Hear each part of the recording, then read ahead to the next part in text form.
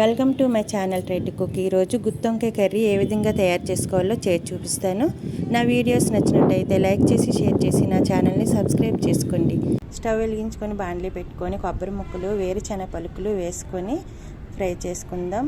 ఇప్పుడు దీంట్లోకి నువ్వులు, మినపప్పు, జీలకర్ర, జీడిపప్పు, ధనియాలు ఒక్కొక్క స్పూన్ చొప్పున వీటిని కూడా వేసుకొని ఆయిల్ ఏమీ లేకుండా ఫ్రై చేసుకోవాలి. ఈ విధంగా ఫ్రై చేసుకోవాలి. వీటిలోకి వెల్లుల్లి రెబ్బలు ఒక 5, అల్లం ముక్కలు 2 చిన్న ముక్కలు వేసుకుందాం. దీంట్లో కొంచెం కొత్తిమీరని కూడా కడిగి వేసి కొత్తిమీరని కూడా వేసుకోవాలి. వేసుకొని ఈ విధంగా ఫ్రై చేసుకుందాము. దీన్ని చల్లగా అయిన తర్వాత మిక్సీ గిన్నెలో వేసుకొని టేస్ట్కి తగ్గట్టుగా 2 స్పూన్లు కారం, 1/2 స్పూన్ పసుపు, 1 స్పూన్ సాల్ట్ వేసుకోవాలి. వేసుకొని దీంట్లో గరం మసాలా పౌడర్ 1/2 స్పూన్, చింతపండు చిన్న నిమ్మకాయ సైజ్ అంతా వేసుకొని దీన్ని మెత్తగా పేస్ట్ లాగా పట్టుకోవాలి.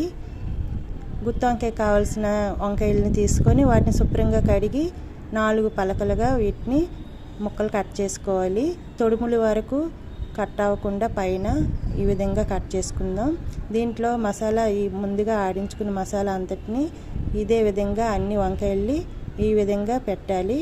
వీటిని ఒక పక్కకు పెట్టుకొని స్టవ్ వెలిగించుకొని కుక్కర్ పెట్టుకోవాలి.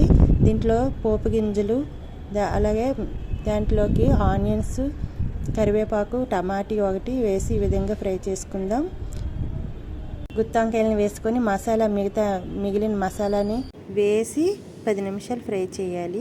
ఈ మసాలా గిన్నెలో కొంచెం వాటర్ని వేసి వీటిని అన్నిటిని కూడా వేసి కొంచెం వాటర్ కూడా వేసుకొని మొత్తం ఈ విధంగా కలుపుకొని స్టవ్ని లో ఫ్లేమ్లో పెట్టి ఒక విజిల్ వచ్చే వరకు కుక్ చేసుకోవాలి. ఒక విజిల్ వచ్చాక ఈ విధంగా కుక్ అవుతుందండి. 2 విజిల్స్ వరకు ఉంచకూడదు.